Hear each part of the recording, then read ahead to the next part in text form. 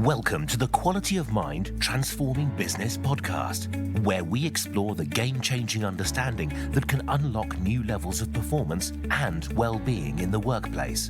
If you want to be part of the new breed of leaders in business, if you're fed up with the conventional echo chamber, and if you want to be part of a revolution in human potential, then join us to discover the powerful resource that lives before our psychology. Hello and welcome to the Quality of Mind Transforming Business podcast series. And today I've got another lovely interview lined up, but not with one person, but with two. So we've got double impact because I've got Sarah and Michelle from Pure Potential. I'm going to get them to introduce themselves in a moment. They do some really fascinating work, very similar to Quality of Mind. And their focus at the moment is, although they work with all organizations, is on schools and education. So we thought we might jump on the podcast and talk about schools, education, and wider organizations to see what emerges and what we get curious about. So, Sarah, Michelle, welcome to the show. Thanks, Piers. Great to be here. Well, thank you for coming on, giving up a little bit of your busy day. Could I ask you just to give a little bit of an intro and a background as to who you are and how come you do what you do? So thank you, Piers, for having us here. You've been part of our journey. So, it feels really fitting to have this conversation today. Oh, that's nice. My background has been, I guess I've been passionate about exploring human behaviour since I was very young. So the threads have just kind of followed through in my life, but got into the world of HR through Ford Motor Company and then Deloitte & Touche in the UK and Australia. So really in that kind of corporate HR development world. And what I realised was I felt more, less of myself, let's say, less of me showed up in a positive way when I was sitting one-on-one with people, when I was really exploring with people. And that just led me naturally onto coaching and working in a kind of, one-on-one development capacity. And then from there, it just naturally made sense to, jump into different forms of coaching, which have evolved massively, as we've talked about over the years. And so we now in Pure Potential, I guess we work with people to really understand and explore their experience, moment to moment, day to day, whatever their landscape looks like. And it's, a real joy to do so with fellow explorers of the human experience. Yeah, I can relate to your story. There's just a obviousness and momentum, and when you evolve in your own understanding, isn't there? And then you end up just finding more and more things that are, a lot of more things drop away and clarity comes through. So we'll get into some of that in a moment, Michelle, but thank you for saying hello. So Sarah. Thank you, Piers. It really is really great to be here. Consistent listener to your podcast and really, really enjoyed it. And I think we've got similar backgrounds as well. And similar to Michelle, my background's in corporate world, in HR. I was actually embedded in heavy industry, in the chemical industry for a number of years, and involved in all kinds of kind of exciting organisational change and development work. But always underpinning it was this kind of sense of how do you get value from a group of people working together? How do you make that as seamless and as enjoyable and as productive as possible? And it's always fascinated me, that kind of social piece.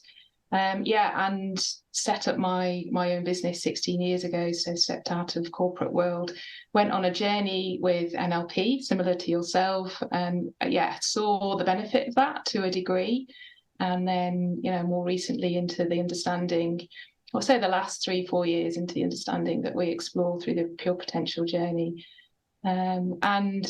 It kind of still really shows up in my work in team facilitation as well. But the last year, Michelle and I have been really focused on I guess, pulling the structure together of the Pure Potential journey and taking groups of explorers on this kind of understanding of the human design. And we're very much alongside them We're always learning ourselves. So we do the pointing, we do the guiding, but we're learning all the time from everybody that we journey with. Yeah, that's wonderful. And just that last point, I mean, I sometimes have to kick myself as to how lucky we are to do what we do, because we're always learning. I mean, I know sometimes we might be the one that people look for to say things in a group or a thing, but actually, no, there's all learning. And I think that, and we're going to get into learning in a moment, aren't we? But it doesn't really matter where you're sitting in the room, it's all learning. And what a privilege it is we get to do this. And I love the name that you've got, Pure Potential, because it's so apt and accurate that we just don't know what is available in the human condition as potential. And by pure, I hear in that there's just like a organic, emergent. It's not like work really, really, really, really strivey hard and get potential. It's just like when you're sailing, I often use the rowing sailing metaphor, that pure potential just comes through. And I know you've had the privilege and the pleasure of working recently for a while with people in education, so in schools and head teachers. And I'd love to find out a little bit more about that, because with that, you're really doing two things. Well, there's two contexts. There's them as the human being and all their pure potential, but then there's the cascade effect that could have on all those lovely little young minds that they're going to be looking after and influencing. So can you just say a bit more about how you set those programs up and what your objectives are? And then what I'd love to get into after that, what the power of this, what I call quality of mind or before psychology approach, is about that. Yeah. Maybe, Sarah, if I give a bit of a background on the program and what we do, and then you dive in with the education piece. So the program itself is, we call it an exploration. It's an opportunity for people to explore alongside us over a period of 12 weeks. So that fits nicely into the term of a school. And on those programs, we have around about 8 to 12 explorers. And those individuals, they come along, often not really knowing what they're going to get on that journey. So they're very, we see the courage within them, the openness within them to explore. We set it up by having the opportunity for a research phase up front. And that's our opportunity to meet with each of those explorers and really understand their landscape, understand their world, understand their reality as it sits in that moment. And then with that, we kick the program officially off, and where we invite the sponsors within the organisation to come along. So those participants might be head teachers, they might be people within the central trust team, they might be trustees, but they all have this opportunity to come together at the beginning with people supporting them on the way, to really kind of feel like we're here with you on this journey. And it's a beautiful opportunity to really share back with them the landscape that we've gathered from the research interviews, but also to really kind of paint a picture of the journey that's ahead. And from there, we move through the 12 weeks of a range of group workshops where we explore together, a range of one-on-one coaching sessions where we get to dive deeper into their individual experience, what they're seeing, what their questions are, what they want to see more of. And we also have the opportunity for people to go on and explore independently. Lots of, including your own peers, wonderful interviews with experts from around the world. And we've been amazed at the incredible people that have been so supportive at coming on that journey with us. And so this journey of transformation, I suppose, takes 3 phases. The first of which is to really understand the human design, as Sarah was pointing to, this operating system that we all have, but we rarely talk about, that we rarely kind of have a sense of. We then move into the next phase, which is looking at, well, with that understanding, what does that mean in how I show up in the world? Looking at this landscape, really practically, actually looking at this landscape that exists around me every day. And then we look at the final phase, which is, and then how do I go about leading change in the world? What would that look like now I have this understanding? And we finish it with a beautiful opportunity for a closing ceremony, which Sarah and I think of people coming together around a campfire, maybe with some marshmallows, and kind of celebrating their journey, and really kind of sharing it with those organizational sponsors that we bring back in, and looking at what will shift moving forward for them. What are their ideas? What are the possibilities, the potential that they're seeing? And how can we continue to travel together? Because although it seems like it's a journey of 12 weeks, it's really just the start of a journey for life. And we really, encourage them to continue that ongoing exploration and look at, how's that possible? So that's a sense of the exploration. But Sarah, maybe in terms of the education setting. Yeah, thanks, Michelle. And I think it's useful to know if anyone's not familiar with education, particularly in the English system, the UK system, this kind of personal development, I think, is quite unusual. There's a very strong emphasis on professional development, on CPD, and learning the craft as an educator. And there's a good structure around that. But in terms of this more personal development, I guess if we put it in that space, this is quite unusual. So I think our education leaders come to this with, we hope, an open-minded kind of curiosity, but a sense of, what is this? So they start with a very kind of little reference point for where we're going to take them. So that orientation to us is really important. So that lead-in, the research interviews, the sponsorship, I think is really key to this context. And the particular organisation that we're working with at the moment is a family of schools, so a trust, a multi-academy trust of schools. So the leadership sponsorship is really key. So our trust leader, our chief finance and operations lead are very embedded in the pure potential understanding. And they provide impeccable sponsorship for the programme. So we're hugely grateful to them. So they'll be there at the opening ceremony. They will look the leaders in the eye and say, you are really, really important to us, and we know you're going to get a lot from this journey. And that really helps set it up. So we're going to be in this amazing place where we've already got about kind of 20 leaders have gone on the exploration. We've got another journey starting in January. So we were just talking today that we feel that we're going to get to a kind of a tipping point with I call them a powerfully loving group of leaders. There's already a lot of love in this organisation. It's very much powered in that way. But I think we're helping them really see the source of that and develop a language, because we build a glossary through the programme to really have the language to be able to point to and reference something that's essentially quite intangible. And I think that's really going to help. So we have big ambition, aspiration for embedding pure potential as a way of being through our schools, ultimately down to our children and our young people, and then into our communities.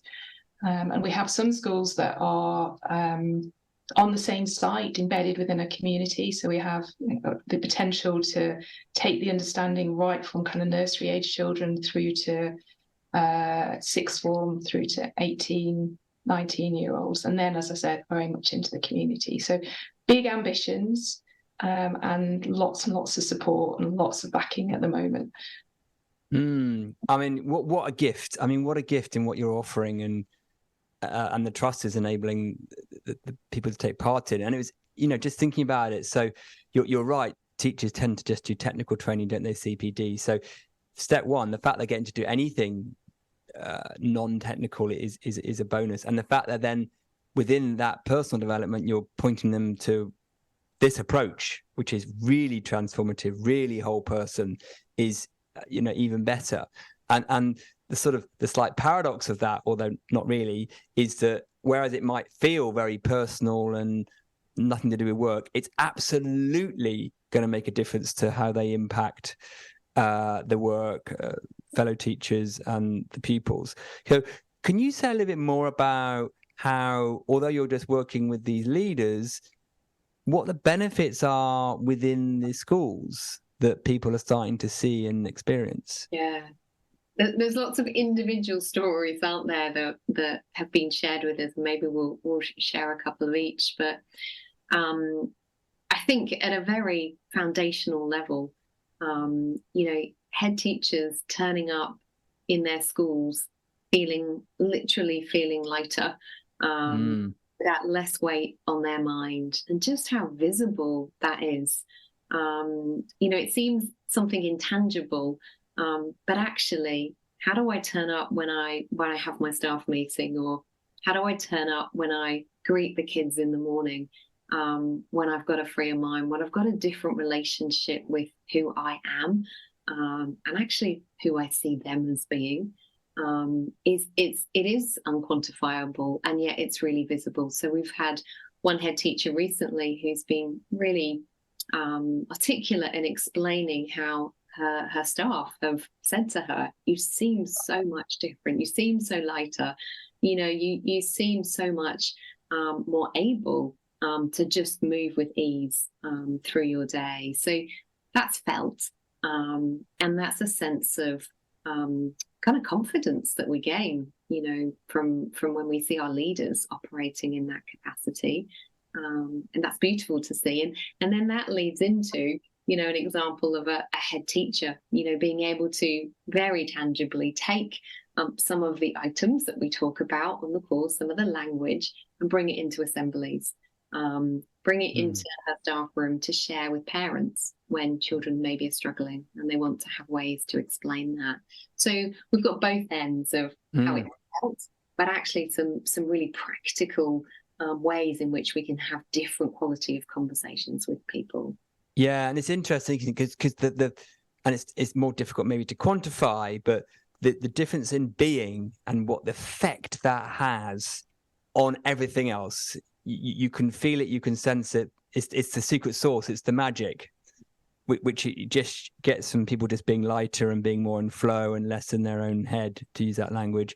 And then you've got the very kind of outputty things, which are like, oh, I've said something different, pointed them in a different way, which might be sort of prepared or organic. But I think that you've got both ends of that, and you're going from the profound to the practical. And amazing. And also it will help people outside of school in their own lives, because this can't not, it ripples everywhere. So if someone's listening going, wow, that sounds amazing, this is like, too good to be true,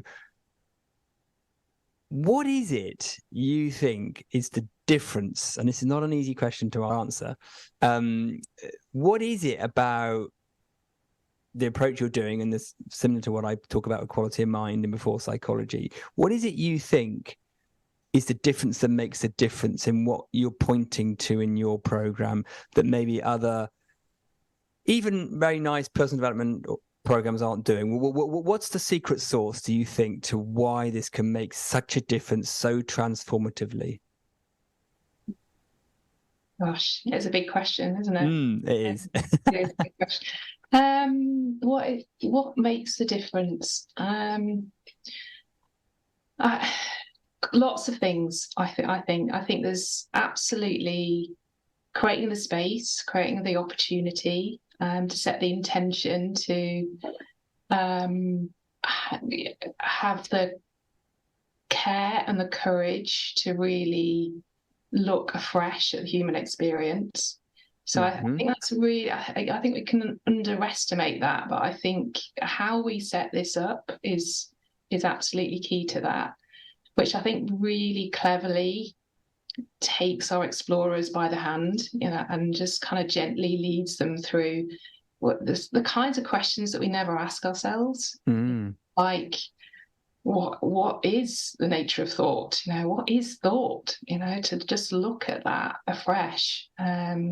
And then to really dive into it. I know you do a huge amount of direct inquiry in your work, Piers, and we do that absolutely on the programme in an experiential, in a playful way, just to look at that afresh. And then the same in terms of emotion, in terms of beliefs, in terms of moving through to look at identity and how we see ourselves.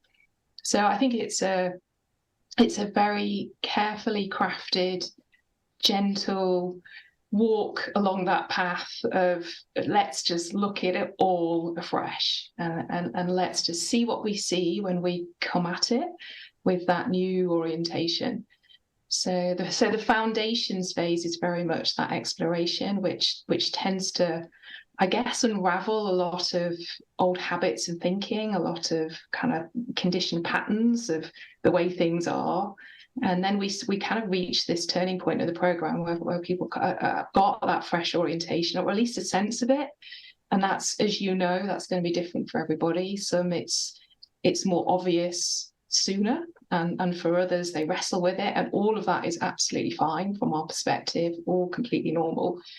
And then there's an opportunity to really look at the challenges that they bring afresh. And I think that's maybe also what really works in the journey, that practical piece of, this is how I was seeing, the workload or the relationships with staff members in my school, or particularly tricky parents, and I can look at that afresh with this new lens, this new sense of, oh yeah, that's coming from me, that's my projection onto my context.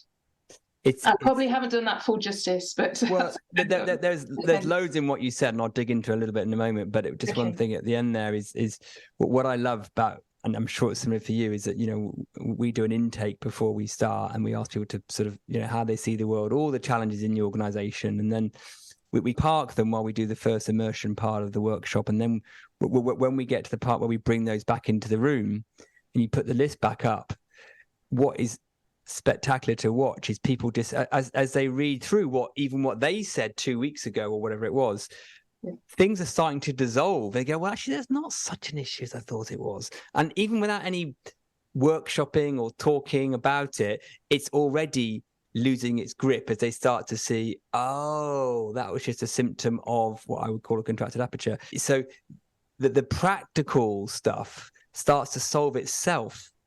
So and then there's some things that do need a bit more looking at, but it is amazing how that happens, isn't it? You can go from this very profound bit to the implications being quite practical. And maybe another way of asking the same question, because it is hard to describe what's the difference that makes a difference, but what is it that you're compared to, and I'm generalizing here, a more conventional approach, what is it you're not doing? Where are you not pointing people? Yeah, I think there's a couple of things come to mind for me there. One is that we talk about this sense of when we turn up to this, or when a participant turns up to this journey, we're not there to provide them with the tools and the solutions and the approaches to all of the individual apparent problems that they come with, because that would be an unsustainable, forever job. And I think a lot of programs will have a specific goal in mind. We're trying to get you to see this or do this or have this different behavior as a consequence of it. And we say that there are no two experiences are going to be the same on this journey. And that although everyone is coming on a similar kind of trajectory in terms of the steps that we take, everyone will have a very different experience of that. And that's very overt in the way that we do it. And whereas most training programs will be very clear at each stage what everyone kind of needs to get and what's expected. Mm-hmm. So that means there's more space, there's more freedom. I think there's more expansion available for whatever people are seeing, whatever people are, what kind of understanding is shifting for them, what's falling away, is completely perfect for them in that moment. There's no wrong or right as to the path. So there's a myriad of different directions that it can take. And I think that's quite liberating. And I don't think we do that very much when it comes to education, development, showing up for traditional courses. They're quite prescriptive in the line, the kind of the lane that we're wanting people to travel in. So I think there's definitely more freedom, more space. And the fact that Sarah and I are showing up just like you, Piers, with this sense of, we don't have all the answers to the specifics. We're here exploring alongside them. So there is no right or wrong. And what's interesting, often participants want there to be a right or wrong at the start. We know they've got that within them. So we're trying to pull that out rather than to pump that into them. If they're used to a very traditional, right, there's some knowledge, I need to learn it, I need to get better at applying it, and then I can tick the box. We take all that scaffolding away, really, and we create much more spaciousness to explore. So it sounds like it's, this isn't about knowledge, it's about insight and realization. Yeah. And what are you pointing people to have realizations about? I mean, Sarah, you mentioned a few things, but what is the nub, the core? Yeah, it's a good question, and ultimately the source of all behavior. So we orientate our explorers in this way. So we kind of tell them at the beginning, that's where we're going to point them. We're not, as Michelle said, we're not going to be prescriptive in terms of these are the results that we want, and these are the behaviors that are necessary to get these results, and this is the skills and knowledge that we're not going to do any of that. We're going to go right upstream to before psychology, as you would call it, to the source of behavior. And at that stage, I think at the early stages, there's an element of, well, what the heck is that? Because we don't know. We're not taught it. We kind of stumble on it. We kind of get a feel for it. We probably intuit it really strongly.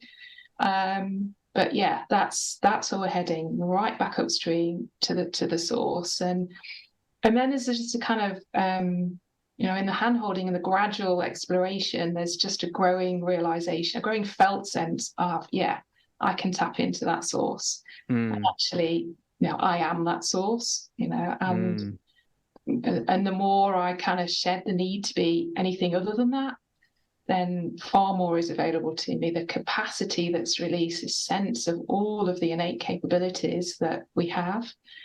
We explore creativity, connection, relationships. So we look at all of that afresh, and there's this growing sense from our explorers of, that's all on tap. That's all actually available to me. And the potential of that is infinite. Absolutely infinite and eternal. You talk about exponential in your world, so it's exactly the same. We fundamentally know that's available for everybody, and it's the ultimate leveler. There is nobody that's more or less capable of accessing that. It's absolutely universally available to us. But how we realize that, that's the business that we're in, helping people see that. So given that's available, and that's what we point out, and that's what we've seen, and I'm lucky enough to have clients saying the same thing. It's always fascinating to me is what has happened in this is not kind of blaming, but kind of what's happened in society or in education so that we don't come to adulthood thinking that, and they need a course like I would offer or you would offer to help see that. So it's fascinating to think, where do we suddenly, what happens in our current way we are conditioned and developed and educated to mean we have to come in a couple of decades later and point people to this? Well, what's your take on that? I love that question. What is it that you see on that? Well, Sarah, often you refer to, and I see this in my son's school, this sense of teachers absolutely see the potential in kids. Like, I think absolutely see that. Interestingly, they often don't see that in themselves. Often the kids don't see it in themselves. So it's interesting that we have intuitively, I think, eyes for it in others. And I think, it's interesting in a system like education, and Sarah, you'll speak more knowledgeably on this, but this sense of, really trying to be maybe prescriptive, I don't know, in terms of what we want to achieve for individuals, and the knowledge that seems to be at the heart of that. And then I think we can become a bit lost in a system. The actual amazing opportunity for that individual to explore and to find that out for themselves. So the upstream piece of it's all available, but yet in a system that is focusing probably a lot of the time on the downstream behaviours. To what extent then does it become conditioned within us to think that this upstream doesn't exist, that we've lost touch? And so we're putting all our emphasis, energy, pointing into the downstream behaviours and results. What if that shifted? What's the potential for the conditioning not to be so sticky as we become older, as we grow through the education system, and therefore what expansion is available to us, and what potential do we then feel that we have access to? But Sarah, you yeah, no, it's beautifully articulated, Michelle, and I think you're absolutely right. We've gone on a little bit of a blind alley in terms of the results is the only thing that matters, and then we've got to kind of reverse engineer from that to think, well, what's the body of knowledge or the skills, and then the learning behaviour. This is a massive industry in itself to then seemingly enable results, and that looks like the obvious outcome of any education system. But I think there is a challenge to that at the moment. I think there's a growing sense of, actually, does it really work like that? And maybe COVID in some ways has done us a favour, because it kind of broke the spell of that, and we were in a situation where we've had to relook afresh at a lot of things. I think in our family of schools we're really fortunate in that we've got leaders that recognise that you've got to be in the system, you've got to get the outcomes in terms of the results, because they do contribute to being in society in some way. So there's a kind of a game to be played, but how you play that game, there is space and freedom to do that. So it's a really nice example from our current trust leader, our chief exec, across the family of schools, was a head teacher. And when he was a head teacher, he tells a story of you get money in schools to go towards pupil premium children, so kind of more disadvantaged children.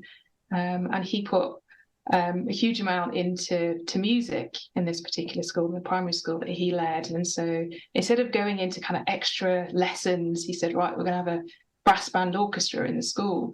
So a lot of those children were involved in playing in a very wonderful, dramatic way, involved in playing music. And the results improved as a result.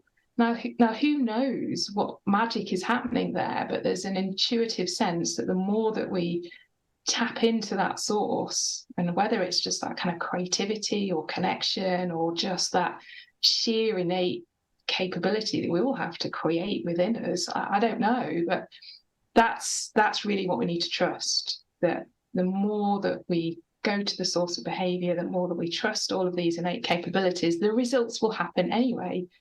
But I think we're just not at that point for fully letting go and trusting that. We're probably on a little bit of a kind of a path to that at the moment, and it's going to take some courageous, bold leaders within education that go, there is another way.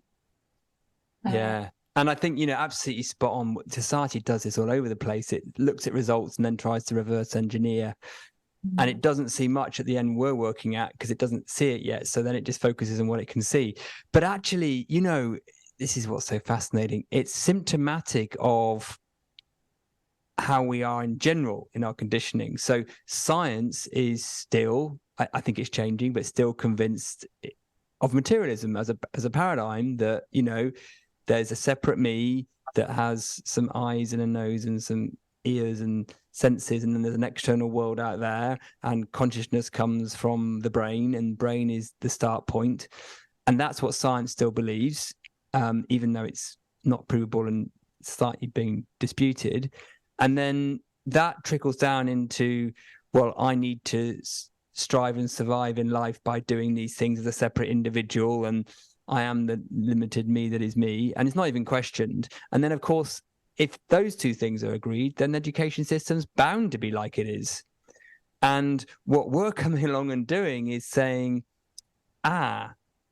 we think education should change, but that's because something right at the top of the chain is a innocent, invisible misunderstanding about the very nature of the human experience. The very fabric of our reality is not made of what we think it is. We are not separate individuals in the world with a finite kind of conceptual capacity. We are part of the everything, and we're living in kind of avatars, or however we want to, articulate it. And all the striving we try to do to be okay in the world, we get on this sort of innocent hamster wheel rat race, which school's trying to prepare us for, is based on a really innocent misunderstanding. So it's almost in a way we're trying to change it from halfway down the system, and that's always what we're going to do. But what's fabulous, isn't it, is that when people recognize that, although they may not articulate it in the way we just did, they get it, that they see the systems backwards. Yeah. And that's lovely when someone wakes up to that.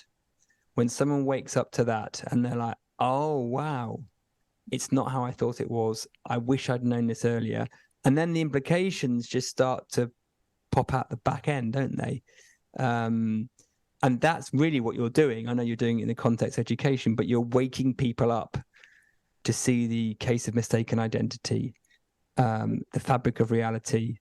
And in order to do that, you have to do this in this, what sounds like beautifully curated process, and you have to hold their hand a little bit to allow them to see that for themselves, because the knowledge doesn't really do a lot. It's got to be realized.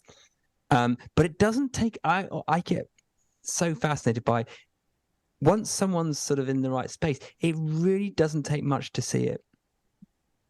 It really doesn't take much to see it. Now, then after people will talk themselves out of it, but then it's our job to go, no, you know what you were pointing to there? That's it.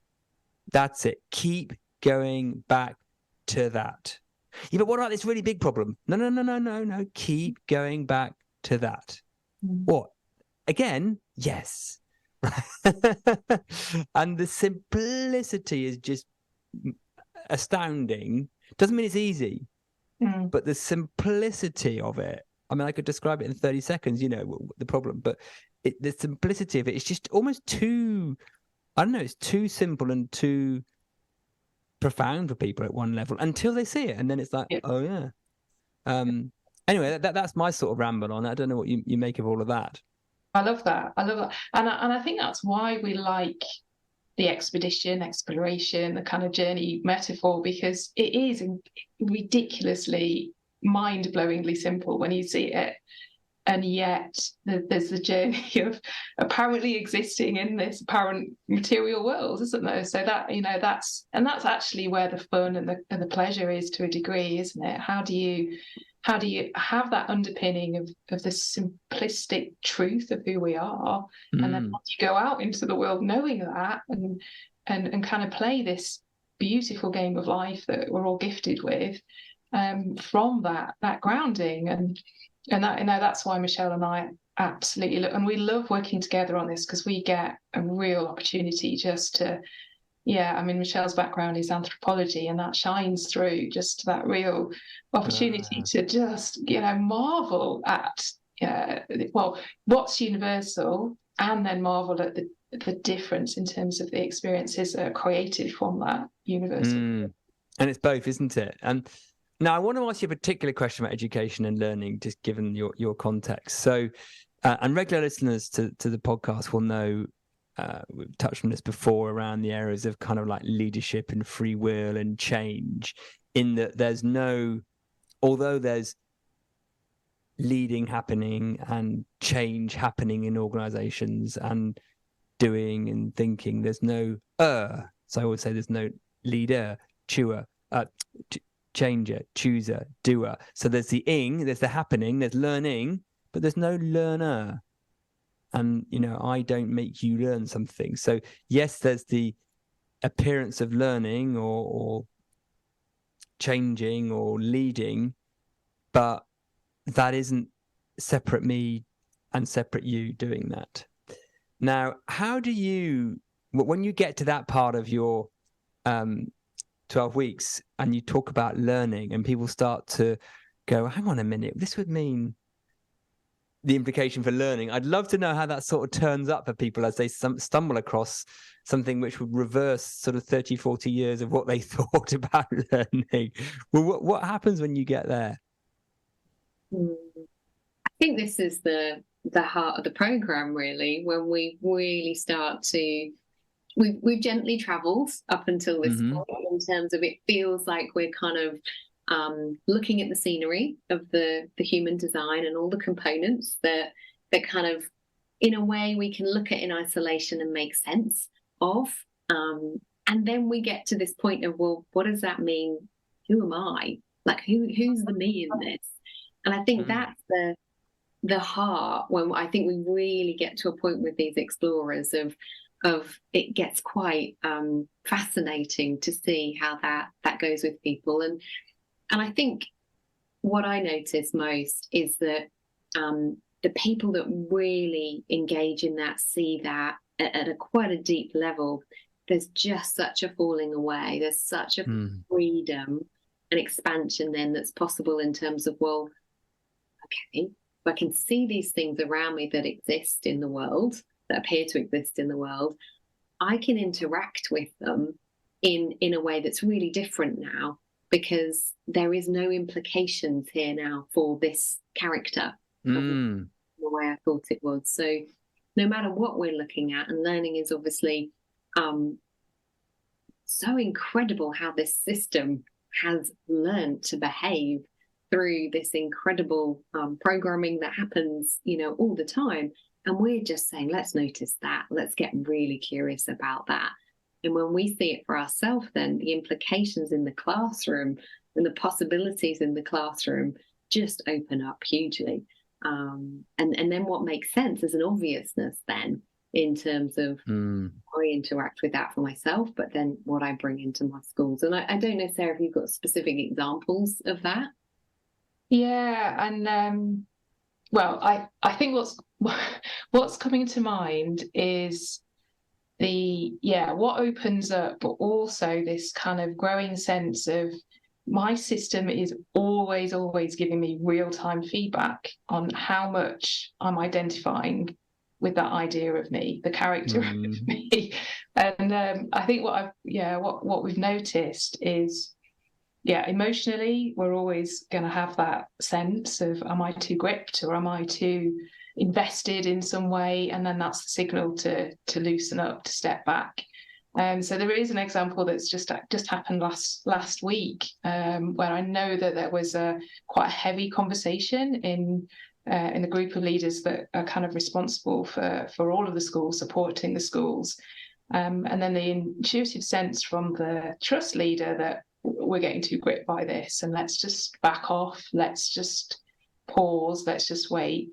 And I think what was in that was the feeling of urgency, which is always an indicator of, it's on me to do something about this, or this looks important because there is this idea of me that's at risk in some way. So I think we can really intuit that, and collectively intuit that. I mean, that's the power of bringing this into a team or an organization. We know when we're getting too gripped, when we know when we're making it personal, when it is, and then we can back off. And in the backing off, in the loosening of that, this incredible idea came up, this credible kind of re-seeing of what looked like a problem as an opportunity. So, I think it absolutely is the heart of it, Jay. Yeah, I mean, it completely changes our relationship with feeling when you recognize that the only point of a feeling is to give you a little bit of feedback into where what I would call the aperture is, so how self-identified we are or not. And that's the point of it. So they're helpful. So stress, anxiety, worry, urgency, they're like, oh, thank you, system, for pointing the fact that I'm now a bit self-identified and a bit caught up, and my windscreen's a bit dirty, and I probably don't want to drive the car from here. That's the point of them, which is so different to what we used to think, which was, oh, that must be something wrong with the world or me. Either there's something wrong with the world or me. So we can sort of see that, and oh my gosh, then you think that the intelligence of the system is fantastic. And then the other part of the intelligence system I love, which goes back to learning, is most people would be very okay with the idea that if you said to them, well, you see that forest over there and you see that it's autumn and the leaves are dropping off the trees, how come some leaves dropped on Tuesday, some dropped on Wednesday, some dropped and went to the left a bit, some went to the right, and some looked like that and some looked like that, and that one stayed there for an extra week. They go, well, that's nature. And people were absolutely fine with that. And then, you can point to think, oh, that's nature. And that just happens. Yeah, that happens. And there's 1,000 reasons why it might happen, when it does, how it does, and what shape it happens in. And then when you ask them about, well, how does a child learn something at school? Well, it's to do with the syllabus, the curriculum, and how much time they spent in the classroom doing this and this and this. You're like, what? Really?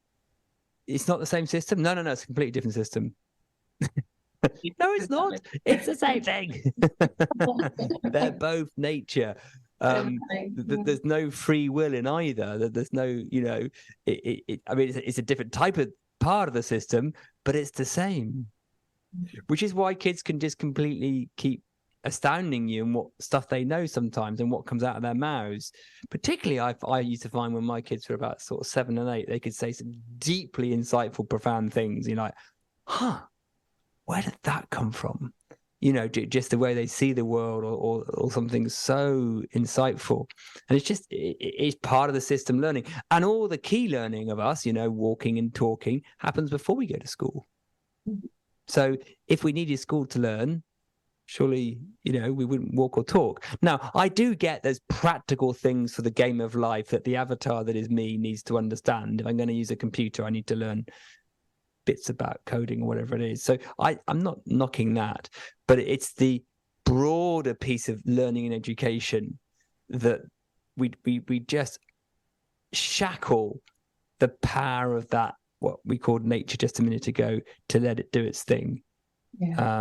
And really, teachers are trying to get out of the way of that, or they're trying to be the nudgers of that, not the interferers to that. And yet they're in a system that seems to want to interfere and limit it rather than be the assistant conduit to it. Mm. Yeah. So what else do you want to say about learning whilst we're in this conversation? Anything else about, how you see this upstream exploring, helping us understand more about learning and sort of, undoing some of those common myths? The thing that comes to mind for me is how much hope there is within all of that, in terms of the possibilities. But whether it's education, whether it's, humanity as a whole, there's learning that's possible, and therefore there's infinite possibilities within the system. That's such a good point. And that's why I always point to the biggest superpower we have is realization, because realization allows the system, the avatar system, the conceptual mind, personal mind system, to update to what presenting isness is doing. So through realization, we evolve.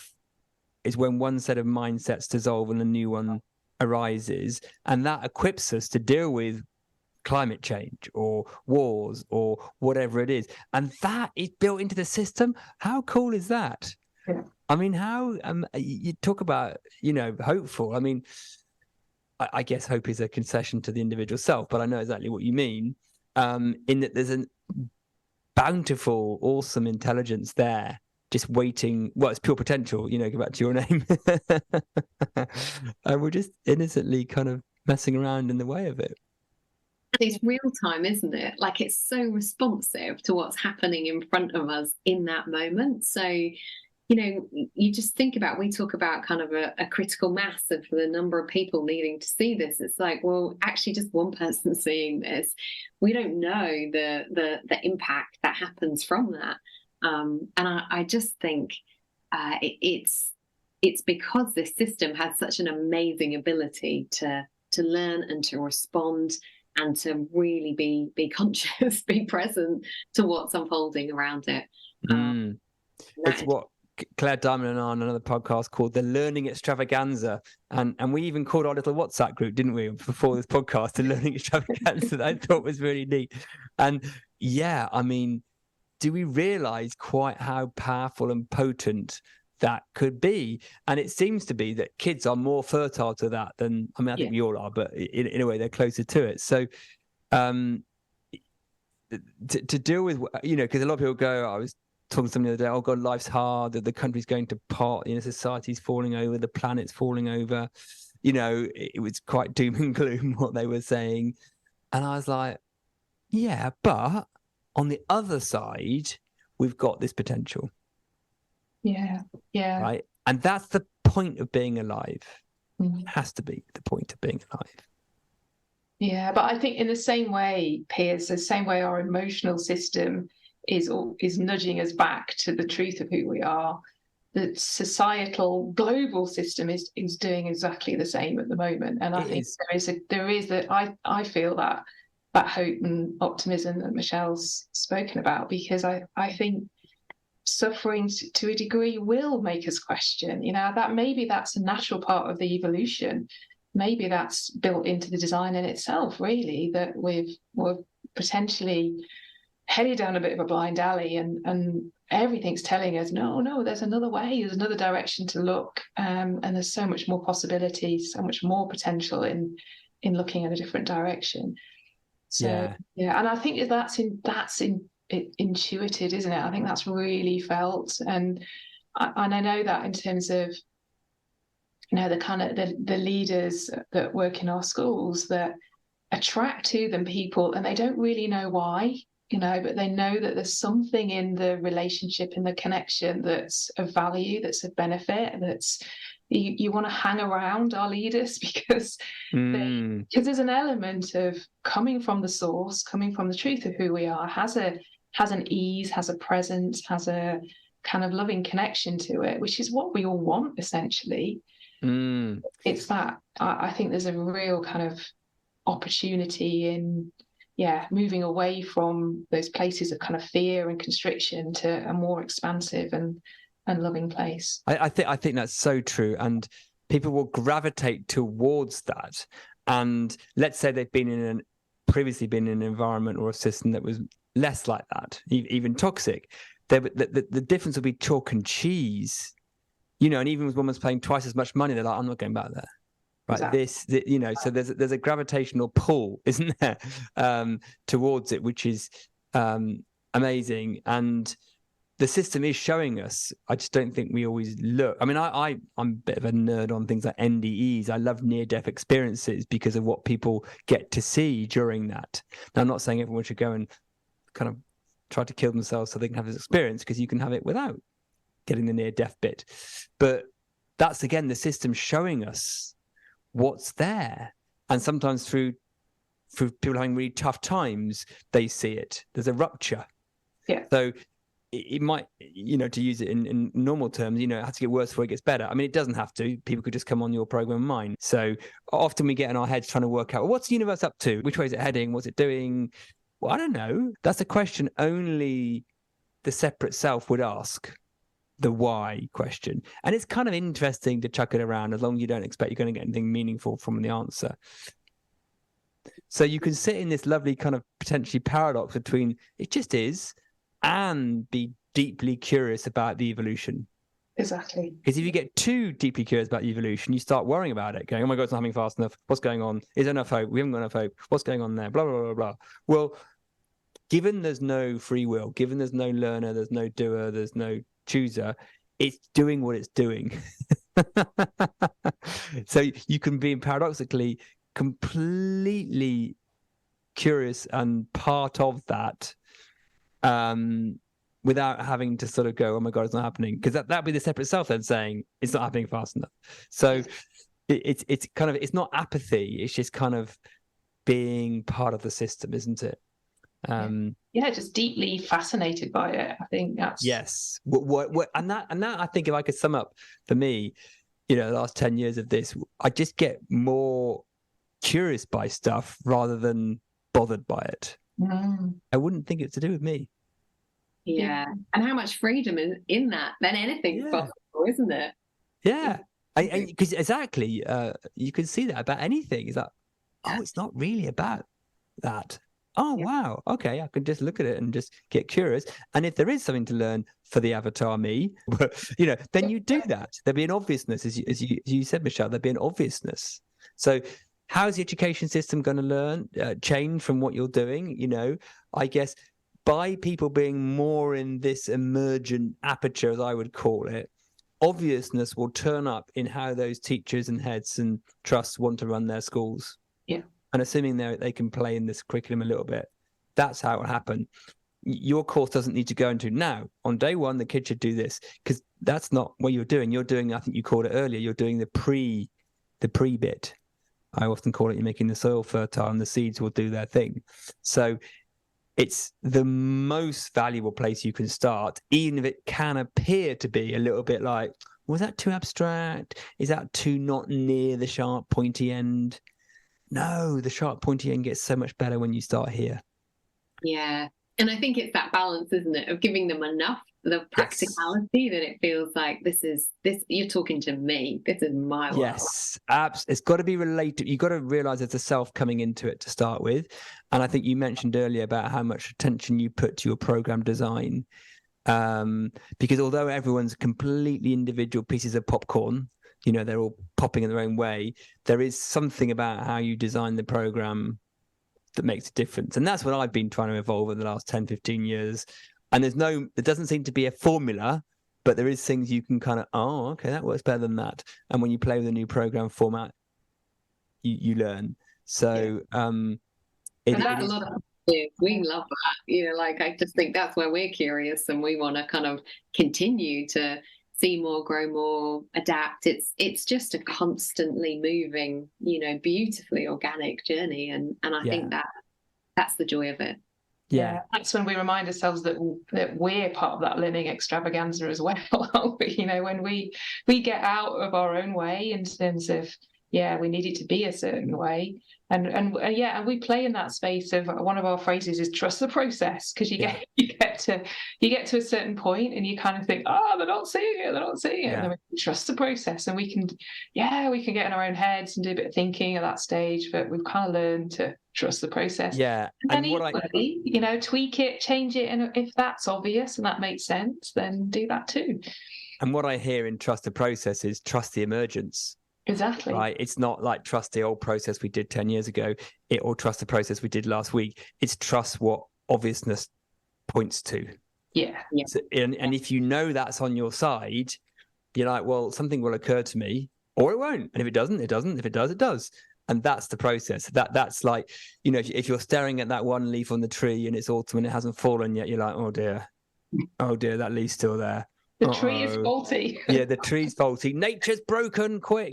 No. It will do what it does. So I'm wondering whether we can. We're sort of getting towards time a little bit. Anything you would like to kind of put a bow on, summarize? If there's anything you'd wanted to sort of leave listeners with about your experiences, your journey, anything you want them to consider or get curious about, what would you say? And feel free for whatever occurs to you falling from your tree in this moment. I think just what a incredible experience being human is, and how for me, the utter joy of being able to have that sense of curiosity and openness, whether it's us, whether we see it in our participants. I think that's the nature of life, of us all, that open curiosity. And I think that's at the heart of education. I think that's where learning is amazing, and I think that's something that we don't have in a textbook, or we don't have in a workbook, or we don't we can't define it, but it's an incredible place to hang out. And I think that this journey just helps that become more accessible to us moment to moment. That's ultimately where change happens. And I think that's the gift that we experience every day on this journey with people, and that we witness in other people. It's a beautiful shared experience to have that. Lovely. Thank you, Michelle. What about for you, Sarah? Yeah, I think what's coming up for me, and I just kind of feel quite emotional, but we're part of that unfolding, we're part of that evolution, and I just marvel at what is unfolding. I feel so gifted to have met Michelle, and kind of this kind of meeting of context and design in terms of the Pure Potential journey, and it's actually been seemingly easeful and quite quick that we've got to this point, and now we're at this point where we've shared the understanding with this absolutely incredible group of school leaders that are having a ripple effect into a system that's absolutely crying out for change, for reform, for transformation. And our website has just gone live, and we were asked as part of it to come up with this kind of 10-year vision. And we had a play. We know the nature of imagination. Yes, we'll have a play with that. Let's see what comes up with that. But just to have that sense that we could be, this could be at the heart of system reform. This could be contribute to transformation in terms of education, which ultimately gives a better experience for children or young people over the next couple of decades. And that's a phenomenal possibility just to sit with. And who knows, show up to whatever this plan is that's unfolding for us. But there's so much hope, so much possibility in that. And and I think everything in the world is telling us to do this. So we'll carry on doing it, and let's see.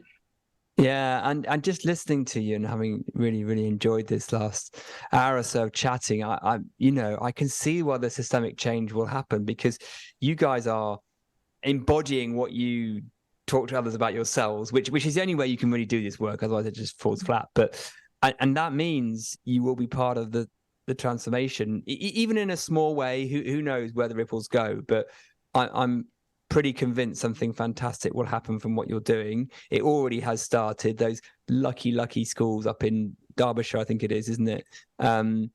Lucky teachers and pupils to have had the experience of what you're offering, and that's going to carry on, and then the results will happen from there. And you guys are in such a lovely space about it. So I wish you all the best, but I don't think you really need it, because I think you're feels like you're really aligned to what you want to do, and you're finding your way. And it's so, as you said, Sarah, it's so needed.